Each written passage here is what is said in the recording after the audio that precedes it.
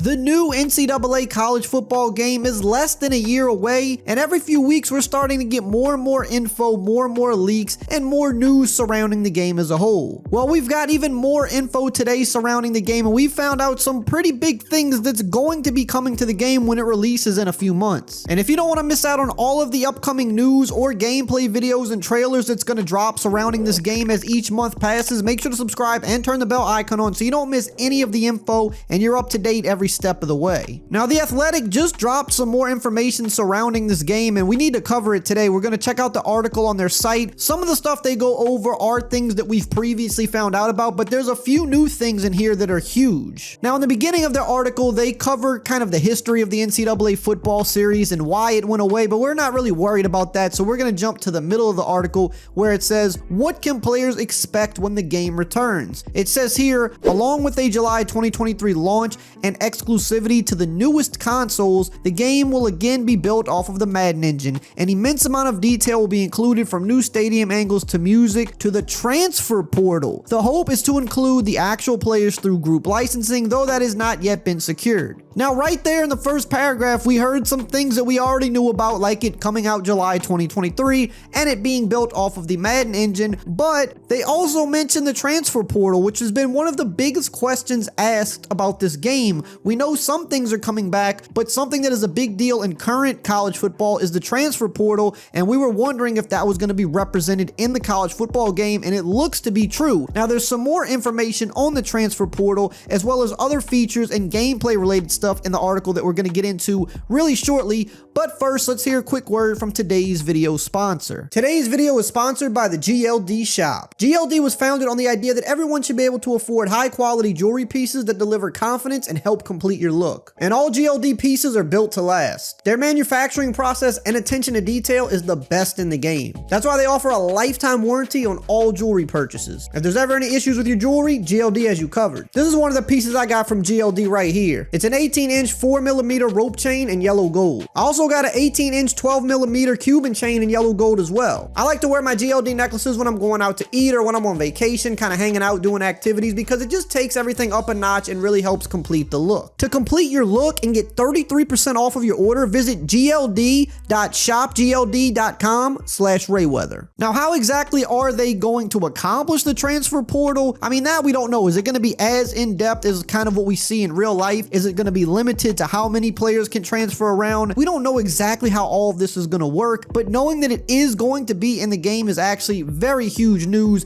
because that tells me that they're definitely thinking about the details and the depth of the game. They're not just trying to sell it off the fact that, hey, it's the first time college football has been back in 10 years and that's enough. We already know that there's going to be dynasty mode and road to glory, and they're very much so looking into all of the little details as it pertains to stadium, the crowds, the chants, the music, and now we even hear about the transfer portal. So to me, it sounds like they're taking this very seriously, which is something we all want. We don't just want a reskin Madden game with college likeness and college teams and logos. We want a game that's as in-depth, actually more in-depth than NCAA 14 was, because it's 10 years later. Continuing on in the article here, it says, an expanded 12-team college football playoff in the game is possible too, according to a source with knowledge of the situation, in light of its approval by the College Football Playoff Board of Managers this month. This is another huge bit of information we just found out, because it was just voted on to expand the college football playoff to 12 teams, and I think that's taking place in a couple of years. However, with NCAA coming out next year, they're looking at already adding this into the game, even though it won't be official in the NCAA just yet. But if you're playing a few years into your dynasty modes, you will have reached the point where this would be going into effect. So you might have some control in your dynasties of when you can put this into effect, or you could toggle it on or off. But either way, the fact that they're considering putting this in early is yet another thing that makes me think they're taking this game very seriously, because this technically would not need to be added for a couple of years since it doesn't go into effect just yet. But this also begs the question, is EA Sports College Football going to be a yearly game? That's something that just kind of went off in my head as I am recording this video video live, because if they're thinking of putting something into the game a couple of years before it goes into effect in real life, does that mean they're not planning on doing a yearly release for the college football game? That I don't know. Obviously, back in the day, they released it every year, much like they do Madden and FIFA right now, but maybe going forward, maybe this is a game that they don't plan to release every year, and instead maybe every other year or every couple years, because I think if they can drop a really good college football game that has all of the modes we want, that has great depth, they can just keep it going with roster updates, patches, and maybe some DLC, because if you really look at NCAA 14, that game is still going strong because it was such a good product. It had such good offline modes, it had such a good community that people have continued playing that for the last 10 years, and even on PC, it's been modded and updated. So I think maybe EA sees that and sees that this might not be a game they have to drop every year. They can just maybe offer a roster update for a small amount of money, maybe add a little bit of DLC, and they don't have to put it out every single year, because that's honestly become a big problem with Madden. Madden has become such a buggy game over the last 5 years, and a big reason for that, a lot of people believe, is because it's just getting to a point where releasing games yearly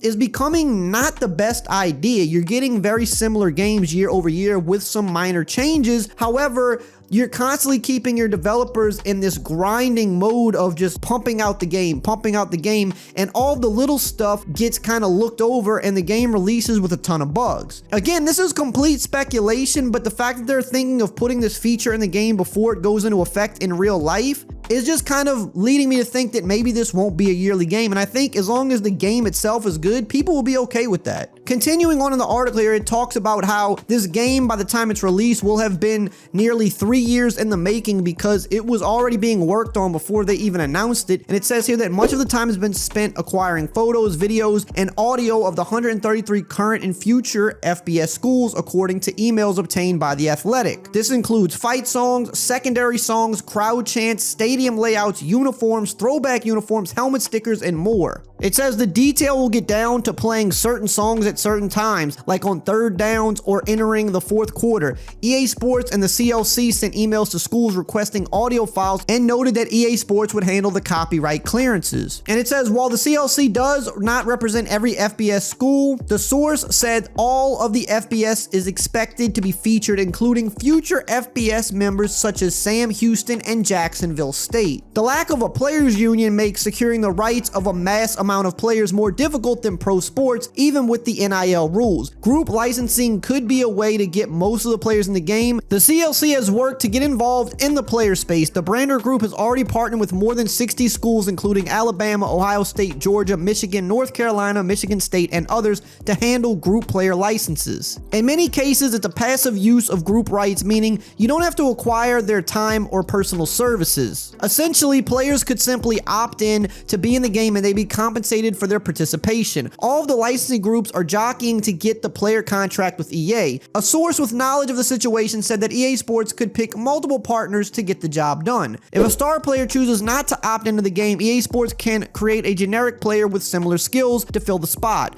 Barry Bonds wasn't in the MVP baseball video game series in the mid-2000s because he withdrew from the MLBPA's licensing agreement. EA Sports replaced him with a fictional John Dowd. So basically what we've been hearing for months now as it pertains to the player likeness is that they expect most of the bigger name and upper echelon players in college football to be in the game. The licensing is going to be a bit of a task, but they're going to figure out a way to get it done. It's one of the biggest reasons the game is allowed to come back, so they're going to find a way to get the players in the game. There may be a couple high-end players that may opt out or may just want too much money, and in which case they can just replace them with a fictional character. But from everything that we've heard about the game and players that have been interviewed, it seems like most players want to be a part of this. They grew up playing this game. They want to be in the game. They'd be in the game for little money. Some players for no money at all. They just want to be in the game. Obviously, your Heisman tier players are going to want a little bit more money to be in the game, as they should, because they are bigger names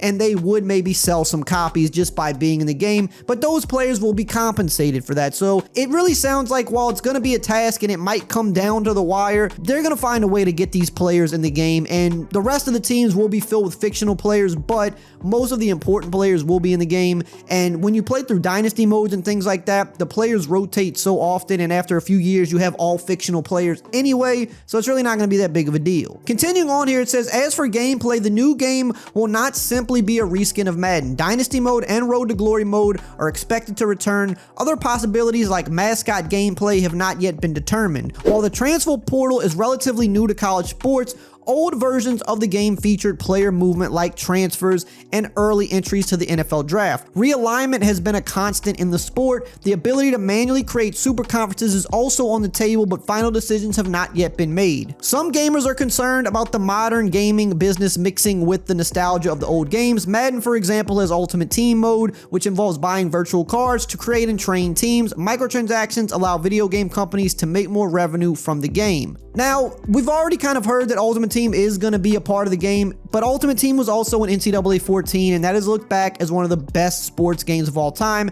And yes, 10 years ago, you could say maybe EA was a little less greedy 10 years ago than they are now after seeing the possibilities and how much the microtransactions have grown. So you could argue that microtransactions in the newer game could be more of a problem than they were in NCAA 14. But from all the sounds of everything they're doing, it sounds like they're really putting a lot into the details and the offline modes of the game, which is going to be very big for the NCAA community. I think the game will be able to coexist with both of these things there like it did in NCAA 14. Microtransactions could definitely be a little more at the forefront in this game than they were in NCAA 14, but we really just have to wait and see what route they take. I think the hardcore NCAA community is probably not going to be too big on Ultimate Team, but some of the new people coming in or some of the bigger Madden fans that like Ultimate Team will be the ones that would take that mode and spend money in it. So it's really kind of hard to tell where their focus is going to be entirely, but a lot of the leaks and info that have come out so far have been all about the details, the immersion, and the offline. We have not really heard anything about Ultimate Team, which leads me to believe they're taking all the other stuff very seriously with this game,